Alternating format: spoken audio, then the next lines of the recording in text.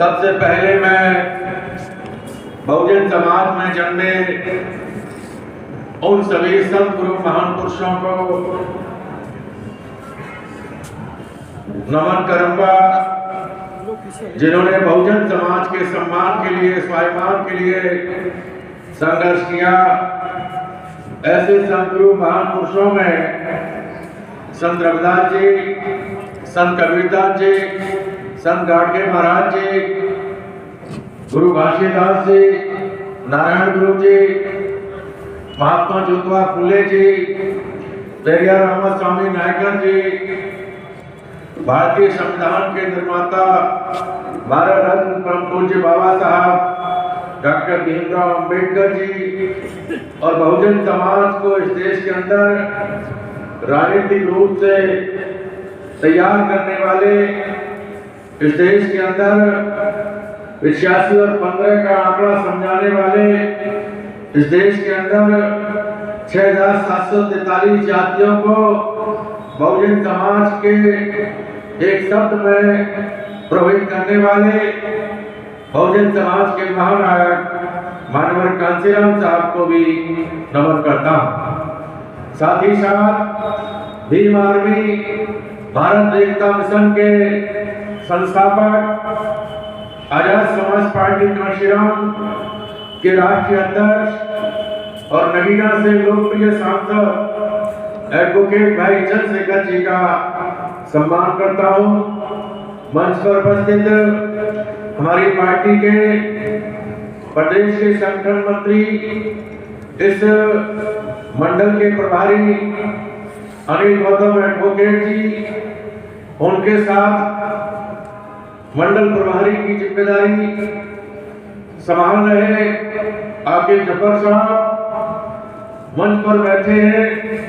हमारे इस मंडल के पूर्व अध्यक्ष जो फतेहपुर से आए प्रदीप गौतम जी, और मेरे सामने बैठे हैं पूर्व मंडल अध्यक्ष नरेंद्र गौतम जी। मंच पर बैठे हुए हमारे प्रतापगढ़ से आए हुए पूर्व मंडल के महामंत्री तबरेज अहमद जी, हमारे पार्टी में शामिल हुए जो पहले भी इसी मिशन मूवमेंट में काम करते थे, हमारे आदरणीय महेश गौतम जी, और हमारी पार्टी में बहुत ही जिम्मेदारी से कार्य कर रहे आदरणीय नंदलाल पासी जी, आदरणीय दिनेश चौधरी जी, जो बहुत साथियों को लेकर कोराव से चलकर कांग्रेस पार्टी छोड़कर आजाद समाज पार्टी में शामिल हुए। हमारे बीच में बैठे हैं शायद अख्तर भाई, जिन्होंने अभी जोरदार तरीके से फूलपुर विधानसभा के उपचुनाव में उपस्थिति दर्ज कराई। उनके भाई जाहिद भाई भी यहाँ उपस्थित हैं। फतेहपुर से आए हुए संजय वर्मा जी, कौशाम्बी से आए हुए हमारे जिलाध्यक्ष सुरेंद्र कुमार भारती जी, और संचालन कर रहे दिनेश पाल जी, और सभी मंच पर बैठे हुए हमारे प्रतापगढ़ के जिलाध्यक्ष जो इस उम्र में भी बहुत ही संघर्ष के साथ अपने काम को अंजाम देते हैं, जगदीश जी।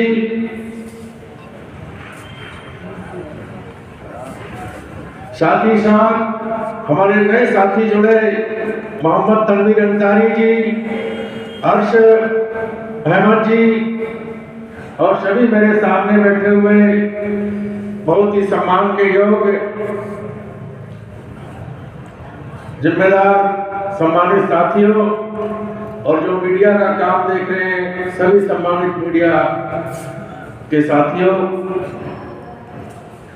जिन लोगों ने आज आजाद समाज पार्टी की सदस्यता ग्रहण की है, उन लोगों का मैं, चाहे वो MIM पार्टी से साथी आए हैं, चाहे कांग्रेस छोड़कर आए हैं, चाहे आम आदमी पार्टी छोड़कर आए हैं, चाहे बहुत से साथी बहुजन समाज पार्टी छोड़कर आए हैं, मैं उन सभी साथियों का हृदय से स्वागत करता हूं, सम्मान करता हूं। साथियों, आपकी जानकारी में है कि हमारी पार्टी 15 मार्च 2020 को बनी। इससे पहले हमारे आदर्श नेता एडवोकेट भाई चंद्रशेखर जी और उनके लाखों साथी भीम आर्मी भारत एकता मिशन के माध्यम से पूरे देश के अंदर हमारे कमजोर वर्ग के लोगों के ऊपर होने वाले अत्याचार के खिलाफ लगातार संघर्ष कर रहे थे। इस देश की ये विडंबना है कि यहाँ पर जो लगभग 80-90% लोग कमजोर हैं, वह आज तक वोट का अधिकार मिलने के बावजूद भी भाईचारा मजबूत न होने के कारण या जागरूकता न होने के कारण या अपने वोट का महत्व न समझने के कारण या उनको कुशल नेतृत्व नहीं मिला, इसके कारण हजारों साल से, चाहे तो राजाओं का समय था, चाहे अब लोकतांत्रिक प्रणाली है, इस देश के अंदर अपनी कमजोरी दूर नहीं कर पा रहे। हजारों साल तक राजाओं के समय भी ये बहुजन समाज के लोग कमजोर रहे, मेहनत मजदूरी करते रहे, अशिक्षित रहे, अन्य अत्याचार के शिकार होते रहे, शोषण के शिकार होते रहे, उत्पीड़न बर्दाश्त करते रहे, मां बहन बेटियों की इज्जत लुटती रही, युवाओं की हत्या होती रही, बुजुर्गों का अपमान होता रहा। ये सिलसिला राजाओं के समय में था और उन्हीं राजाओं ने जब बाबा साहब डॉक्टर भीमराव अम्बेडकर जी के माध्यम से यहाँ लोकशाही कायम हो गई, अर्थात जनता को अपना राजा चुनने के लिए वोट का अधिकार मिल गया, तो वही राजा कांग्रेस पार्टी के सदस्य बन गए। उन्हीं लोगों ने कांग्रेस में आकर सांसद, विधायक, मंत्री, मुख्यमंत्री और राज्यपाल और प्रधानमंत्री बनकर अपनी राजशाही लंबे समय तक चला लिया। समय समय पर ये पार्टियां बदनाम होती रही, कांग्रेस पार्टी बदनाम हुई, उन लोगों ने जनता पार्टी बना लिया। जनता पार्टी बदनाम हुई, उन्हीं लोगों ने जनता दल बना लिया। जनता दल टूट फूट गया, उन्हीं लोगों ने एकजुट होकर आज भारतीय जनता पार्टी को अपना लिया है। पूरे देश के अंदर 22 मुख्यमंत्री भारतीय जनता पार्टी के नेतृत्व के साथ हैं और देश की गद्दी पर भारतीय जनता पार्टी के लोग विराजमान हैं। इस देश के जो चंद मुट्ठीभर लोग जिनकी जिम्मेदारी है संविधान के अनुसार कार्य करना, वह लोग ना तो कांग्रेस के समय संविधान के अनुसार कार्य कर रहे थे, ना जनता पार्टी जनता दल के समय कर रहे थे, और जब से भारतीय जनता पार्टी की सरकार है, ना तब से लेकर आज तक भारत के संविधान के अनुसार कार्य नहीं कर रहे हैं। बाबा साहब डॉक्टर भीमराव अम्बेडकर जी ने 26 जनवरी 1950 को संविधान को देते समय कहा, यदि सरकार में बैठे लोग ईमानदारी से संविधान को लागू करेंगे तो इस देश के गरीबों के चेहरों पर 10 साल के अंदर ही मुस्कान आना शुरू हो जाएगी। इस देश के गरीबों के लिए मैंने इस संविधान में ऐसे अधिकारों का वर्णन किया है, व्यवस्था की है, ऐसे अधिकार प्रदान किए हैं कि संविधान को चलाने वाले लोग यदि अधिकारों को इन्हें दे दें तो ये गरीबों के बच्चे मुफ्त में पढ़ने लगेंगे, मुफ्त में सबका इलाज होने लगेगा, मुफ्त में सबको सम्मान मिलेगा, मुफ्त में सबको न्याय मिलेगा, मुफ्त में सबको विकास मिलेगा, कहीं किसी के साथ नाइंसाफी नहीं होगी। लेकिन बाबा साहब ने उस समय शक जाहिर किया था कि मुझे शक है यदि संविधान को चलाने वाली सरकार में बैठे हुए चंद मुट्ठीभर लोग ईमानदारी से इस संविधान को लागू नहीं करेंगे तो दुनिया का सबसे अच्छा संविधान बेकार साबित होगा। आज 75वां वर्ष संविधान का चल रहा है। आज भी हम देखते हैं लगभग 20 करोड़ लोग बिना छत के टाट पट्टियों की झुग्गी झोंपड़ी में रहते हुए नजर आते हैं। रेलवे लाइनों के किनारे, सड़कों के किनारे, रेलवे स्टेशन के आसपास, बस स्टैंड के आसपास नहरों के किनारे, तालाबों के किनारे, नालों के किनारे लगभग 20 करोड़ लोग इस देश के अंदर बिना मकान के, बिना छत के टाट पट्टी की झोपड़ी बनाकर रहते हैं। और इतना ही नहीं, आज भी बड़े बड़े शहरों में 4 साल से लेकर बुजुर्ग तक, बच्चे, जवान और बूढ़े बड़े बड़े शहरों में चौराहों पर भीख मांगते हुए नजर आते हैं। जबकि सरकार को यह जिम्मेदारी भारत के संविधान ने की है कि भारत के नागरिक को रोटी, कपड़ा, मकान देने की जिम्मेदारी सरकार की है। लेकिन सरकार में बैठे हुए लोग जो जातिवादी मानसिकता के लोग हैं, जो धर्मवादी मानसिकता के लोग हैं, जो मनुवादी मानसिकता के लोग हैं, जो इस संविधान के विरोधी लोग हैं, वो लोग इन सुविधाओं से बहुजन समाज के लोगों को लंबे समय से आज तक वंचित किए हुए हैं। उस समय हमारे समाज की आवाज को संत गुरु महान पुरुषों ने बुलंद किया और बाबा साहब ने अपने जीवन काल में हम लोगों को लड़ना सिखाया, हम लोगों को संघर्ष करना सिखाया, हम लोगों को अपने हक अधिकार छीनने के लिए एकजुटता के साथ आंदोलन करना सिखाया। बाहर तालाब सत्याग्रह का आंदोलन, कालाराम मंदिर प्रवेश आंदोलन, उस समय शेड्यूल कास्ट फेडरेशन, उस समय समता सैनिक दल, उस समय रिपब्लिकन पार्टी ऑफ इंडिया, ये ऐसे ही कार्य थे बाबा साहब के। इन कार्यों से दबे कुचले शोषित पीड़ित समाज को इकट्ठा किया जाए, इनमें जोश पैदा किया जाए, ये अपने हक अधिकार की लड़ाई लड़ना सीखें। ये सारे काम बाबा साहब ने अपने जीते जी किए। बाबा साहब ने कहा इस देश के अंदर जो कमजोर वर्ग के लोग हैं, जिनको हजारों साल से किताब और कलम से वंचित किया गया है, जिनके बारे में लिखा गया है ढोल गमार शूद्र पशु नारी सकल ताड़न के अधिकारी, ऐसे लोगों को जानवर के समान समझा गया। इन लोगों के लिए बाबा साहब ने कहा, हे मेरे कमजोर वर्ग के लोगों, मैंने आपको वोट डालने का अधिकार दिलवा दिया है। अब आप लोग अपना नेता बनाओ, अपनी पार्टी बनाओ, अपने लोगों को विधायक सांसद बनाओ, इस देश की सत्ता को अपने हाथ में लो। बाबा साहब का ये मानना था कि राजनीतिक सत्ता वह मास्टर चाबी है जिससे सभी प्रकार के ताले आसानी से खुल सकते हैं। अच्छा, अर्थात राजनीतिक सत्ता से ही सारी समस्याओं का समाधान हो सकता है। बाबा साहब ने इसकी शुरुआत की, रिपब्लिकन पार्टी ऑफ इंडिया एक राजनीतिक पार्टी बनाई। उस पार्टी को ज्यादा दिन तक, ज्यादा समय तक बाबा साहब नेतृत्व नहीं दे सके। जिन लोगों की जिम्मेदारी थी वो लोग उस पार्टी को चलाने लगे। वह पार्टी उत्तर भारत के अंदर एक बड़ी पार्टी बनकर हो गई। तमाम सांसद जीते, विधायक जीते, लेकिन सन 72 तक उस पार्टी को मनुवादी लोगों ने रोक दिया, उसको लगभग खत्म कर दिया। आरपीआई के बाद हमारा पूरा बहुजन समाज बिना नेता के और बिना पार्टी के लावारिस बन गया और कांग्रेस का पिछलग्गू बन गया।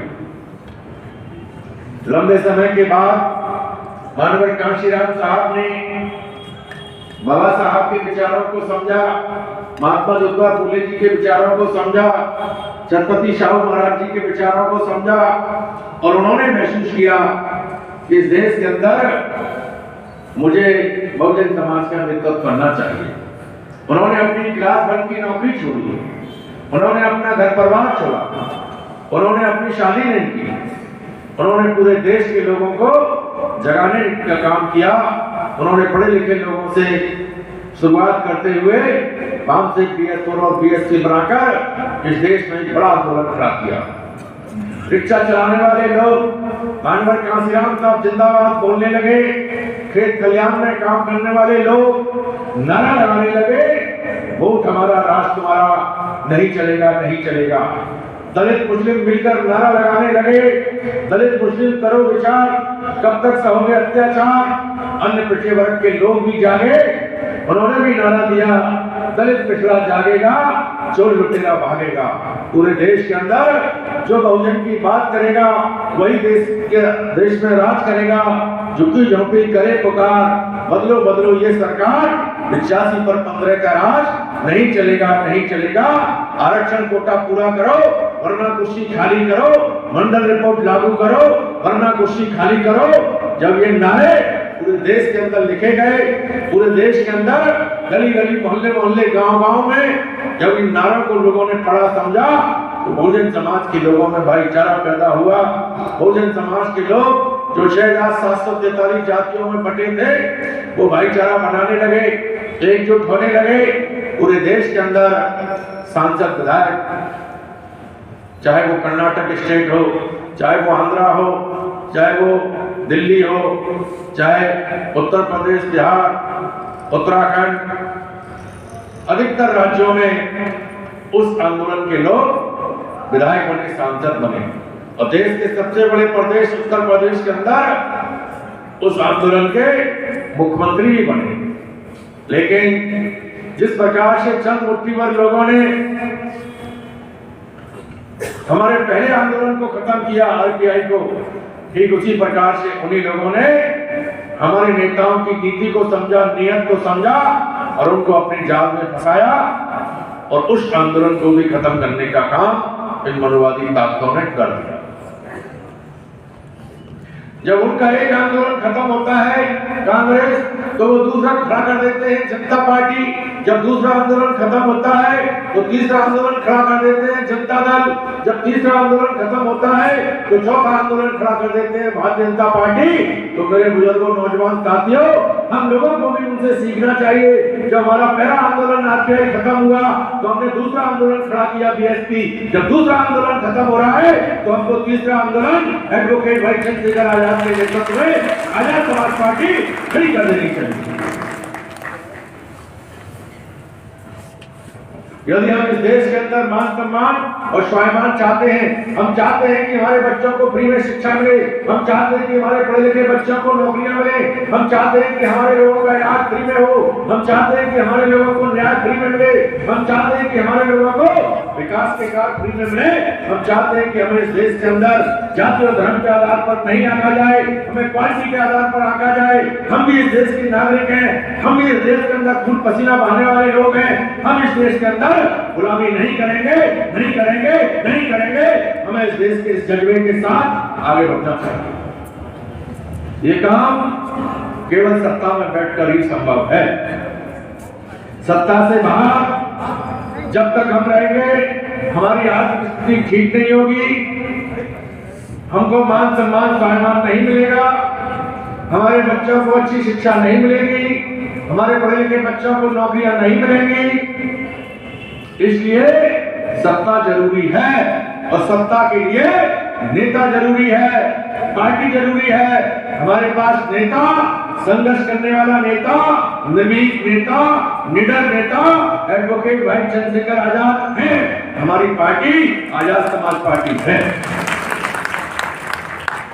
अब हम लोगों की जिम्मेदारी है, जितने लोग यहाँ बैठे हैं, यदि संकल्प ले लें कि मैं 1 महीने में 10 नए लोगों को जोड़ दूंगा, 1 महीने में 10 नए लोगों को आप जोड़ते रहेंगे, 1 साल के अंदर पूरा ये प्रयागराज मंडल खड़ा हो जाएगा। लेकिन ये काम करना पड़ेगा, काम करना पड़ेगा। पार्टी को चलते हुए लगभग 5 साल हो गए। 5 साल में यहाँ जिला अध्यक्ष भी रहे, मंडल अध्यक्ष भी रहे और मैं प्रदेश अध्यक्ष भी रहा। लेकिन जब रेंट आता है तो रेंट की गिनती देखकर, संख्या देखकर दुख होता है। वो भी लोग हैं मीरापुर के जहां पुलिस ने वोट नहीं डालने दिए, लाठियां चलाई, पिस्तौल दिखाई, आप लोगों ने टीवी पर देखा। लेकिन इसके बावजूद भी वो लोग लड़े और अपना वोट 22,500 लेकर आए। उन्हीं के लोग भी हैं जो अपना वोट 14,500 लेकर गए। और एक हम मिर्जापुर मैनपुरी और फूलपुर के लोग हैं जो अपना वोट हम ज्यादा नहीं दे पाए। कहीं ना कहीं हमारी कमजोरियां हैं, हमको नीचे जाना पड़ेगा, हमको नीचे बूथ कमेटियां, भाईचारा कमेटियों पर ध्यान देना पड़ेगा। मुझे अच्छा लगा हमारे फरहान भाई जो बैठे हैं, जरा आप इधर खड़े हो जाओ। आपकी तारीफ कल में आया तो जितने लोग मुझे मिले सभी लोगों ने इनकी तारीफ की, सब लोगों ने इनकी तारीफ की थी। इलेक्शन में फरहान भाई ने बहुत अच्छा काम किया, मैं आपका बहुत ही सम्मान करता हूं। ऐसे नौजवान यदि एक जिले में 10 हो जाए तो बहुत मजबूती से पार्टी चल सकती है।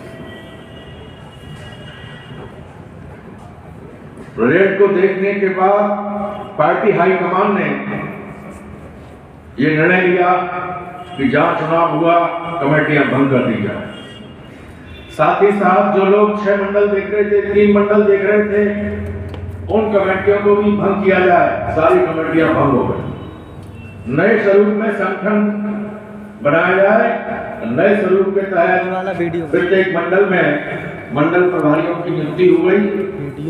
मंडल प्रभारियों की जिम्मेदारी है कि वह जिला की कमेटी बनाए, महानगर की कमेटी बनाए, भाईचारा कमेटी बनाए, मंडल संगठन बनाए और नीचे तक सेक्टर बूथ तक काम को पहुंचाए। ये काम वही कर पाएंगे जिनके दिल में, मन में पार्टी के लिए ईमानदारी होगी, निष्ठा होगी। कहीं कोई किसी के दिमाग में मेरे तेरे की भावना नहीं होनी चाहिए।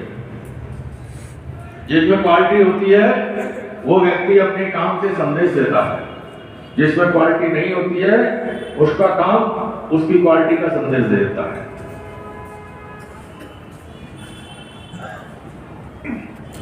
हम लोगों ने जो नया स्वरूप बनाया है उसके तहत जो हमारे मंडल के लोग हैं, क्योंकि अब जिला पंचायत का चुनाव है, या तो नवंबर में चुनाव हो जाएगा या अप्रैल महीने होगा 26 में।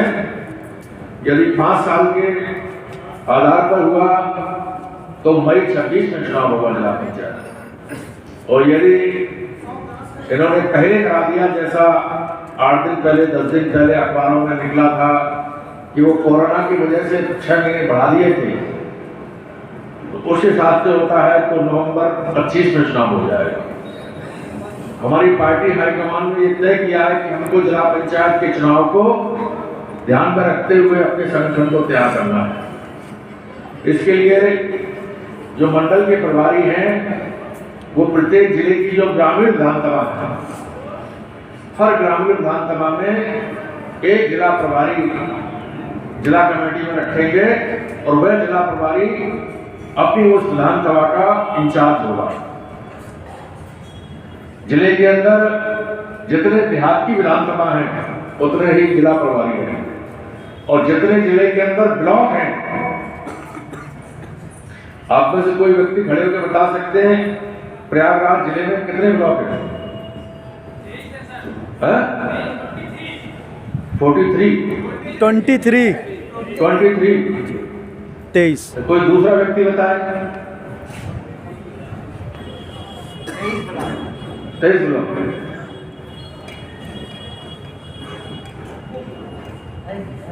तो 23 ब्लॉक हैं। इसकी सही जानकारी विकास भवन से मिल जाएगा। अगर किसी को कोई गलत फहमी है या अपने ऊपर भरोसा नहीं है तो विकास भवन से जाके पता चल जाएगा। तो हमने जो संगठन का स्वरूप बनाया है, एक ब्लॉक में एक व्यक्ति जिला कमेटी में जिले का उपाध्यक्ष होगा, वह उपाध्यक्ष एक ब्लॉक का इंचार्ज होगा।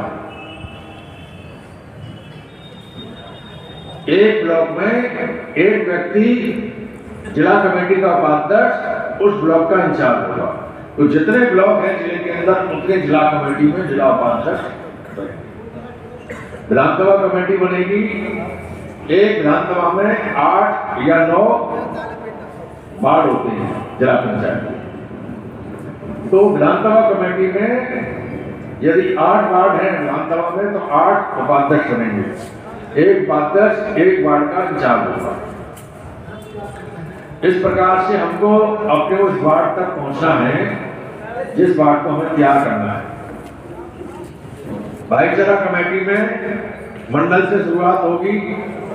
मंडल के संयोजक और मंडल सहयोग के नीचे 4 मंडल सह संयोजक, जिला संयोजक के नीचे 4 जिला सह संयोजक, विधानसभा संयोजक, विधानसभा के नीचे 4 विधानसभा के सह संयोजक, इसी प्रकार से सेक्टर और बूथ। तो भाईचारा कमेटियां साथ ही साथ हमें स्टैंड करनी है, खड़ी करनी है, क्योंकि जब तक सभी जातियों का, बहुजन समाज की सभी जातियों का भाईचारा नहीं बनेगा तब तक पार्टी मजबूत नहीं होगी। तो जो भी हमारे मिशनरी साथी हैं शेड्यूल कास्ट के, उनकी जिम्मेदारी है कि वह अन्य बैकवर्ड को और अन्य जातियों को जोड़ने का काम करें। मेन बॉडी में ज्यादा पद ना लें, जो ट्रेंड लोग हैं वो ट्रेंड लोग भाईचारा कमेटी को तैयार करें। जिसके बाद स्टूडेंट और यूथ विंग बनेगी, किसान मोर्चा बनेगा। ये सारी चीजें हमने लिखित रूप से मंडल के प्रभारियों को दे दी है। ये काम हमारे जो मंडल के प्रभारी हैं उनको बहुत तेजी के साथ करना है। आपके 3 जिले तो छोटे हैं, कौशाम्बी, प्रतापगढ़ और फतेहपुर, लेकिन ये प्रयागराज जिला 12 विधानसभाओं का जिला है। तो हम लोगों ने सोचा है कि यहाँ पर गंगा पार, यमुना पार जो एरिया है काफी बड़ा है। एक जिला गंगा पार के नाम से बने और एक जिला यमुना पार के नाम से बने, और बीच की जो 3 विधानसभा जो शहर के अंदर लगती हैं उसको हम दोनों जिला अध्यक्षों से अलग करके उसको महानगर के एक मिशनरी साथी को प्रभारी बनाकर उसके अंदर में रखा जाए, और इन तीनों को जो मंडल के प्रभारी हैं वो डायरेक्शन देंगे। अपना अपना काम तीनों लोग अपने अपने क्षेत्र के हिसाब से करेंगे, कोई किसी के क्षेत्र में हस्तक्षेप नहीं करेगा। तो इस प्रकार से प्रयागराज मंडल में जो भी कार्यकर्ता हैं, मैं समझता हूं कि सभी क्षेत्रीय कार्यकर्ताओं को मौका मिल जाएगा, जो कि टीम ज्यादा बन जाएगी तो ज्यादा लोग एडजस्ट हो सकते हैं।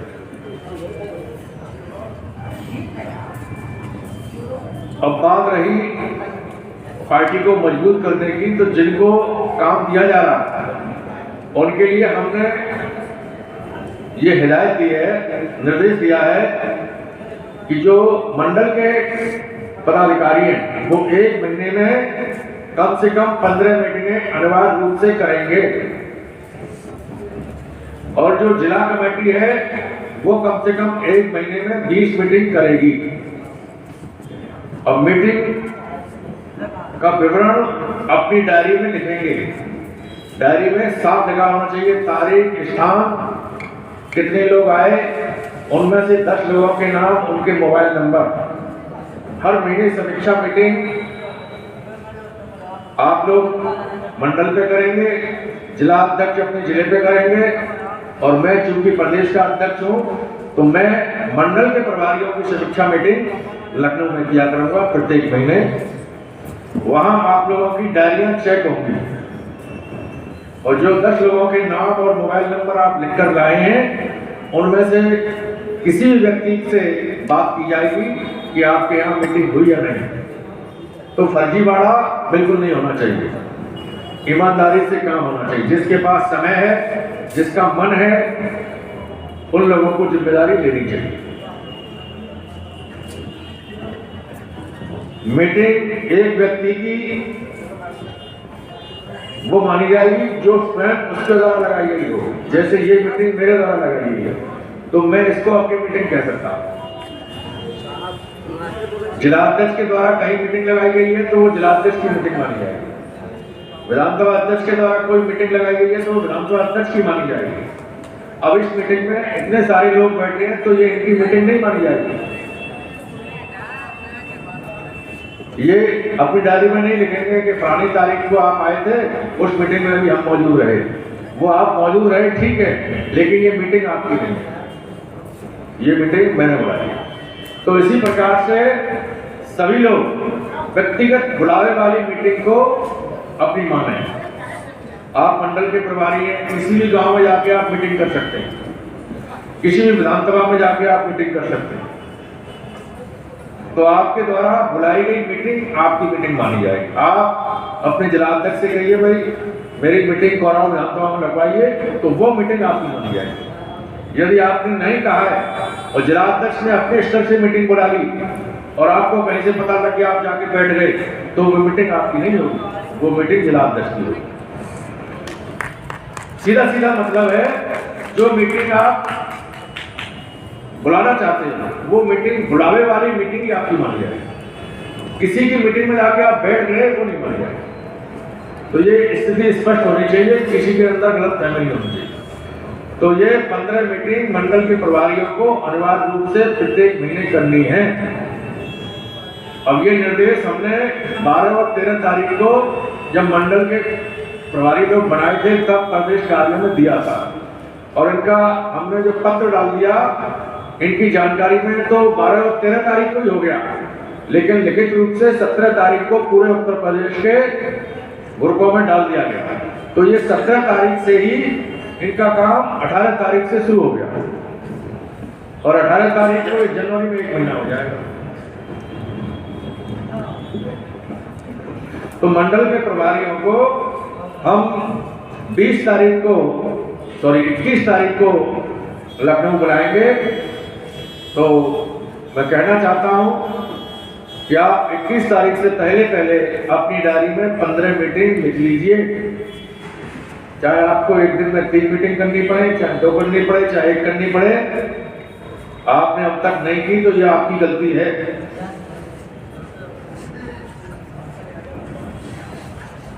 और जिले के लोग जब से मतदान शुरू हो जाए, जैसे ये जिला भंग है और फतेहपुर जिला भंग है, तो मैं आप दोनों से कहना चाहता हूं कि आज ही दोनों जिलों में जिलाध्यक्ष किसको बनाना है मुझे लिख के दीजिए, मैं उसका नियुक्ति पत्र रात को डाल दूंगा।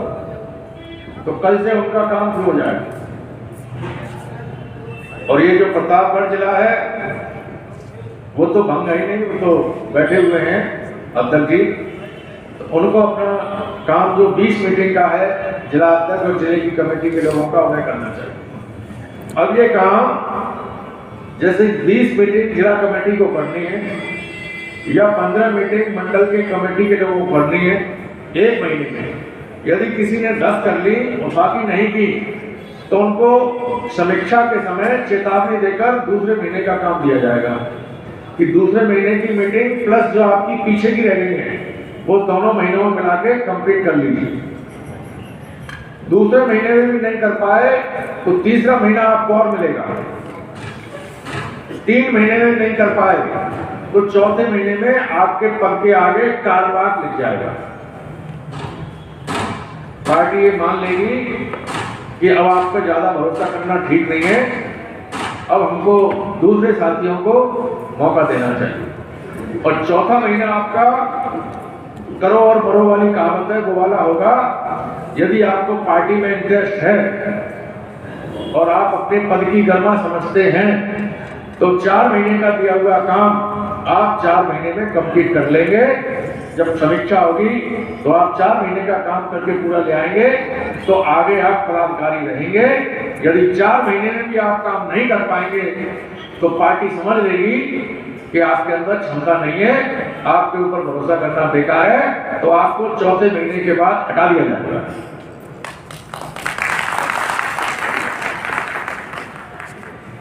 तो ये प्लान पार्टी ने किया है। 4 महीने का समय बहुत होता है किसी भी आदमी को चेक करने के लिए, भरोसा करने के लिए 4 महीना में समझता हूं काफी होता है। अगर किसी का मन है तो 1 महीने में नहीं करंट आया तो दूसरे में आ जाएगा, दूसरे में नहीं आया तो तीसरे में आ जाएगा। तो 4 महीने में भी यदि व्यक्ति काम नहीं कर पा रहा है तो फिर ये माना जाएगा कि उसके अंदर क्षमता नहीं है, हमने उसको जबरदस्ती बना रखा है। फिर तो बनाने वाला की गलती है, सामने वाले की नहीं। तो इस प्रकार से सबको काम दिया जाएगा। तो मैं इस समय ये कहना चाहता हूं जिसको काम मिल जाए वो लोग अपना काम करें और जिनको नहीं मिले वो धैर्य रखें और सक्रियता बनाए रखें, क्योंकि जो लोग फेल होंगे तो उनके स्थान पर जो सक्रियता से पीछे लगे हैं उनको नंबर मिलेगा, उनका चांस मिलेगा आपको। तो कोई अनुशासनहीनता ना करें, कोई ग्रुपिंग ना करें। अभी अनिल जी ने कहा कि जो ग्रुपों में शिकवा शिकायत होती है ये सब नहीं होनी चाहिए। कोई भी किसी को बात करनी है तो फोन से फोन मिला के करो, लिखकर मत करो। लिखने से जो पढ़ने वाले हैं उनको बुरा लगता है कि इस पार्टी के अंदर ग्रुपबाजी हो रही है। तो ये लिखा पढ़त में ग्रुपबाजी नहीं आनी चाहिए। ग्रुपबाजी हमेशा रहती है और रहेगी, उसको कोई खत्म नहीं कर पाएगा। परिवार में भी होती है, किसी बाप के 4 बेटे होते हैं तो उनमें भी ग्रेड बन जाता है, फर्स्ट सेकंड थर्ड फोर्थ। तो ये तो रहेगी, इसका तो कोई इलाज हमारे पास है। लेकिन आपसे ये अपील है कि आप लोग अपनी पोजीशन पार्टी में सही करने के लिए दिखावे के रूप में मत आइए। अपना जो आपका शीत युद्ध है वो अपने दिल में रखिए, दिमाग में रखिए। आप ओपन करेंगे तो अनुशासनहीनता आपके दायरे में आ जाएगी। अनुशासनहीनता करेंगे तो पार्टी फिर बर्दाश्त नहीं करेगी, पार्टी फिर आपके खिलाफ एक्शन लेगी। और जो जिले का ग्रुप है उसको जिलाध्यक्ष चलाएंगे, उसके एडमिन जिलाध्यक्ष रहेंगे। जिलाध्यक्ष की जिम्मेदारी होगी उसमें सभी पदाधिकारियों को वो रखें और उस पर निगाह रखें। ग्रुप पर कोई पदाधिकारी उसमें गलत लिख रहा है उसको फोन करके समझाएं, नहीं मान रहा है तो उसको ग्रुप से डिलीट करके हटा दें। जब वो शिकायत करेगा अपने वरिष्ठ लोगों से तो वरिष्ठ लोग जिलाध्यक्ष से पूछेंगे कि भाई आपने इनको क्यों हटाया, तो जिलाध्यक्ष बता देंगे कि साहब ये समझाने के बाद भी ग्रुप में गलत चीजें लिख रहे हैं, इससे पार्टी को नुकसान होता है। मंडल का ग्रुप, मंडल के जो प्रभारी हैं वो बनाएंगे, बाकी सारे ग्रुप नहीं चलने चाहिए। और अनुशासन में रहना सीखो। बहुत तेजी से आज पार्टी आगे बढ़ रही है, इतने सारे लोग आज ज्वाइन किए, तो पुराने लोगों को अब समझ आ जानी चाहिए कि पार्टी तेजी से बढ़ रही है, बाहर के लोग तेजी से पार्टी में आ रहे हैं। तो आप अपनी जो चाल है, जो बोली भाषा है, जो काम करने की शैली है उसको ठीक कर लीजिए। यदि पार्टी में सम्मान पाना चाहते हैं तो अगर आपकी शैली ठीक नहीं है, चाल ठीक नहीं है, गति ठीक नहीं है, बोली भाषा व्यवहार ठीक नहीं है, तो पार्टी के सामने बहुत से लोग नहीं आ रहे हैं, पार्टी की निगाह उस पर चली जाएगी। और वो लोग ठीक मिल रहे हैं तो उनको जिम्मेदारियां मिलना शुरू हो जाएगी और आप लोग पिछड़ जाओगे। मैं नहीं चाहता हूं कि पुराने कार्यकर्ता का नुकसान हो। मैं हमेशा चाहता हूं कि पुराने कार्यकर्ताओं का सम्मान हो, लेकिन कार्यकर्ताओं की जिम्मेदारी है कि खाली ये सोचना कि मैं पुराना हूं और काम नहीं करूंगा तो भी मुझे सम्मान मिलेगी, ऐसा नहीं होता है, ऐसा नहीं होता।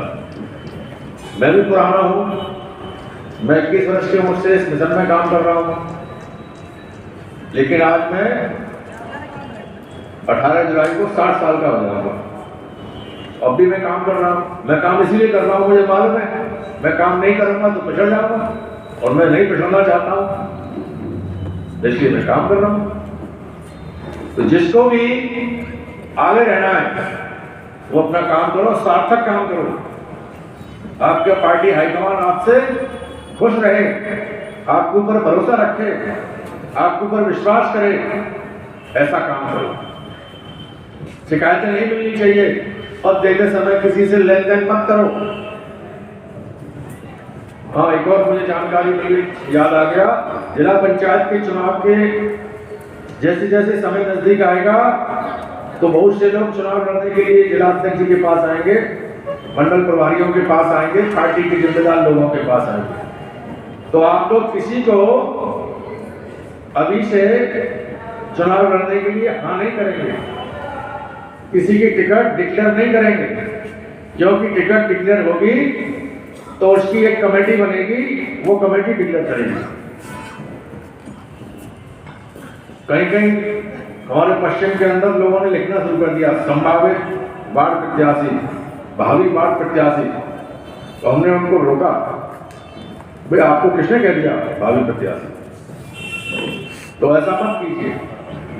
जो जिला पंचायत में लोग चुनाव लड़ेंगे वो कम से कम 2000 पार्टी की जो 20 रुपये वाली सदस्यता है, प्राथमिक सदस्यता, वो 2000 जो सदस्य बनाएंगे उनको मौका मिलेगा। जो वास्तव में लड़ना चाहता है तो सदस्यता की किताब पकड़ो और गांव-गांव जाओ, हर गांव में 20, 25, 30, 40 सदस्य बनाओ। अगर आपको लड़ना है तो मेहनत करो। और जो व्यक्ति 2000 सदस्य बना लेगा तो हम मान लेंगे उसको 8000 वोट मिल जाएंगे। एक परिवार में 4 वोट तो लगभग होते ही। तो जो 2000 सदस्य बना लेगा वो 8000 वोट ले लेगा। जो 8000 वोट मिल जाएंगे वो तो लगभग जीत ही जाएगा। तो ये तरीका जिला पंचायत में जो लोग लड़ेंगे उनके लिए पार्टी ने तय कर दिया है। ये कोई ना सोच ले कि हम तो पुराने व्यक्ति हैं और हम तो लड़ी लेंगे। और आप पुराने हैं तो आपका तो नेटवर्क ज्यादा है, फिर तो आपको सदस्य और ज्यादा बनाने चाहिए।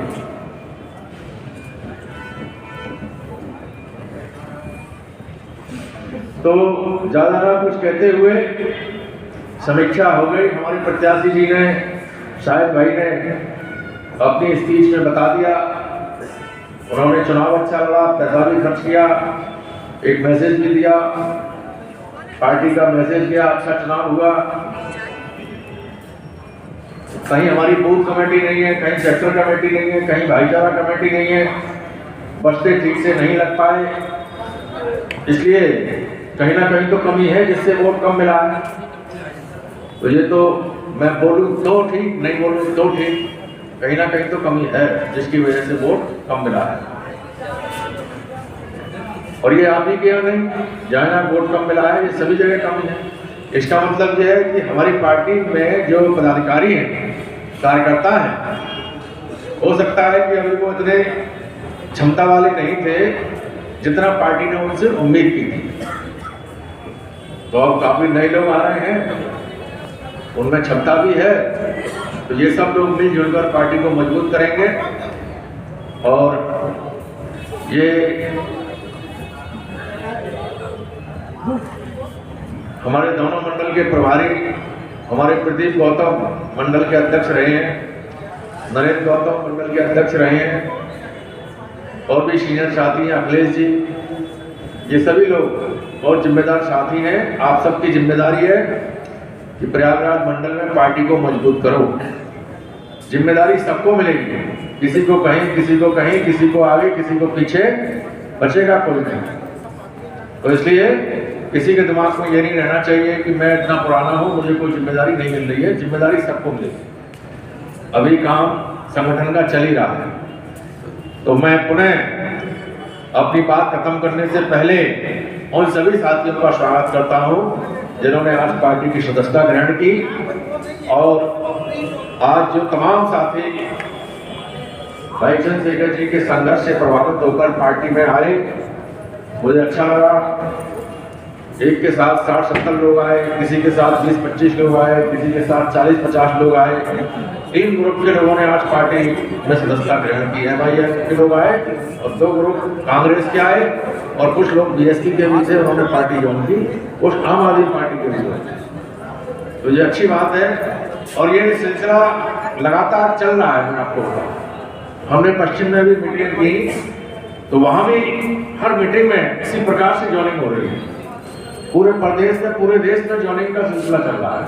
और मैं आपको बता दूं, मुझे ऐसा लग रहा है कि 1 साल के अंदर ये हमारी पार्टी का जो आज हालत है, ये कम से कम 10 गुना विस्तार हो जाएगी। बहुत बड़ी पार्टी बन के उभरी। जो समाजवादी पार्टी के लोग हैं, कांग्रेस के लोग हैं और बहुजन समाज पार्टी के लोग, वो बहुत तेजी से आजाद समाज पार्टी में आए, क्योंकि यहाँ कोई पैसे का लेन देन नहीं है। दूसरी पार्टियों में जो कुछ होता है वो यहाँ नहीं है। इसलिए सभी नए पुराने लोग मिलजुल कर रहो, भाईचारा बना के रहो और राजनीति में गांठ मत बांधो। किसी से कोई गलती हो जाए तो बात को आगे ही करो, यदि कोई माफी मांगे तो उसको माफ कर दो। गांठ मत बांधो, सबको गले लगाओ, गले लगा के काम देते रहो, आगे बढ़ते रहो। जो जितना काम करे उसको अपना काम दे दो। किसी को बड़ा पद मिल गया है और वो ज्यादा काम नहीं कर रहा है तो उसको पद छोटा कर दो। और काम लेने वाले की भी जिम्मेदारी है कि जितना काम कर सकते हैं उतना ही लो, बड़े का भाव मत देखो। तो मैं यही अपनी बात समाप्त करता हूँ और अगले महीने फिर आऊंगा। फिर मैं अगली मीटिंग आपकी इधर कौशाम्बी जिले में करूंगा।